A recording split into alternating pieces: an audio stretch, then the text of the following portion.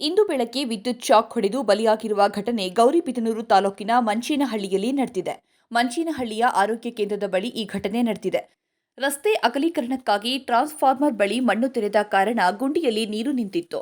ರಸ್ತೆ ದಾಟಲು ಟ್ರಾನ್ಸ್ಫಾರ್ಮರ್ ಬಳಿ ಹೋಗಿದ್ದ ಬಾಲಕನಿಗೆ ಗ್ರೌಂಡಿಂಗ್ ವೈರ್ ತಾಗಿ ವಿದ್ಯುತ್ ಶಾಕ್ನಿಂದ ಸಾವನ್ನಪ್ಪಿದ್ದಾನೆ. ಮೃತಪಟ್ಟ ಬಾಲಕ ಮೀನಾಕ್ಷಿ ಹಾಗೂ ಮೂರ್ತಿಯವರ ಪುತ್ರ 8 ವರ್ಷ ವಯಸ್ಸಿನ ನಾಗೇಂದ್ರ ಎಂದು ತಿಳಿದುಬಂದಿದೆ.